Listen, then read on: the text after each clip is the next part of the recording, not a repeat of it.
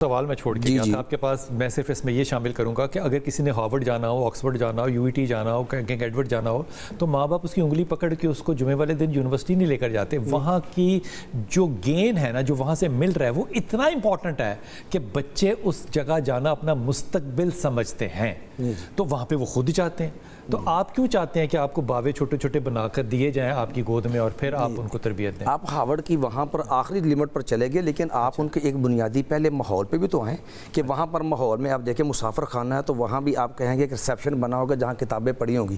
آپ تھوڑا سا یہ مشنری جو ہاسپٹل میں چلے جائیں، وہاں پر جو عورتوں لوگوں کے لیے بیٹھنے کی جگہ ہوتی ہے نا، وہاں بھی پاکٹ بنی ہوتی ہے جن میں لٹریچر پڑھا ہوتا ہے. ٹھیک ہے، ہمارے ہاں تو سب سے پہلے جو ہے لوگوں کو دین سے دور کیا جاتا ہے. کون کرتا ہے؟ ہمارا یہ میڈیا، سوشل میڈیا کرتا ہے. ہمارا یہ الہاد کی جو یونیورسٹی کی تعلیمات ہیں یہ کریں، جہاں اربوں روپے کے ٹیکس لگاتے ہیں. یونیورسٹیاں نہ ہوں تو یونیورسٹیاں ہوں، ان کا قبلہ سیدھا ہونا چاہیے. آپ ان کو ایکس مسلمان بنانے پہ لگے ہیں، کروڑوں کے فنڈ لگا کر اس کا حل کیوں نہیں کرتے؟ اس پہ ورکشاپس کیوں نہیں رکھتے؟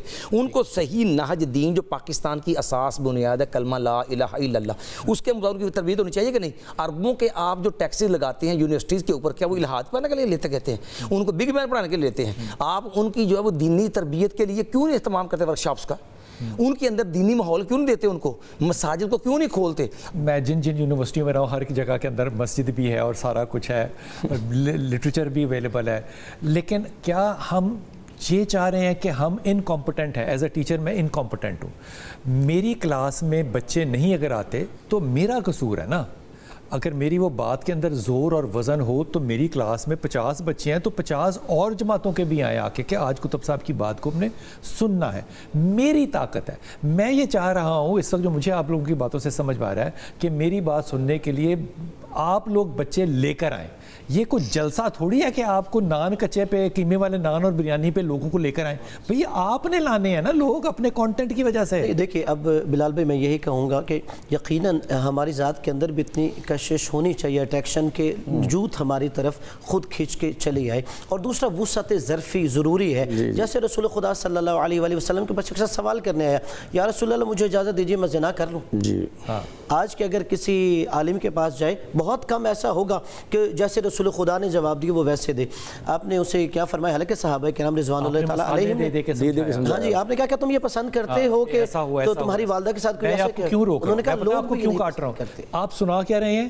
حدیث. جی میں آپ کو کاٹ کیوں رہا ہوں؟ کیونکہ مجھے پتا ہے کہ اگر یہ لفظ آن ایئر جاتا ہے میرے کمنٹس کے بغیر تو میرے پہ اس پہ نا نوٹس آ جانا ہے کہ یہ لفظ کیوں استعمال کیا. ایسے بزرگان دین بیٹھے ہوئے ہیں باہر جو حدیث کے لفظوں پہ آپ کی پکڑ کر لیتے ہیں، قرآن کے موضوع، حدیث کے موضوع پہ پکڑ کر لیتے ہیں، کیونکہ ان کے تقاضے کیا کہنا چاہیے عقائد کے بڑے مختلف ہیں. یہ پھڈا ہے. اس پھڈے کو نا ہم آئندہ بھی کنٹینیو کریں گے. لفظ پھڈا میں کہہ رہا ہوں لیکن یہ پھڈا ہے نہیں. ہمارے اندر وہ تربیت ہونی چاہیے، ہمارے اساتذہ کے اندر وہ ظرف ہونا چاہیے، وہ نالج پیکج ہونا چاہیے. اس کی ایک چھوٹی سی اگزامپل دیتا ہوں. بوسٹن اسٹیٹ یونیورسٹی میں ہمارا ایک ٹیچر تھا جو کہ کمیونیکیشن پڑھاتا تھا، doctor Eric William. Doctor Eric William کی جتنی ریسرچ اور ڈیٹا بیس انفارمیشن ہمارے مدارس کے بارے میں تھی نا، یقین کیجئے ہمارے ملک کے اندر کوئی ایسا ادارہ نہیں ہے جس کے پاس اتنی انفارمیشن ہو. اور وہ اس انفارمیشن کو الگوریتم پہ لگا کے آگے پریڈکٹ کرتے تھے کہ یہ ادارے آئندہ مستقبل میں کیا رول ادا کر سکتے ہیں یا نہیں کر سکتے. اپنی دعا میں یاد رکھیے گا اور اپنے بچوں کو مسجدوں میں ضرور لے کے جائیے گا.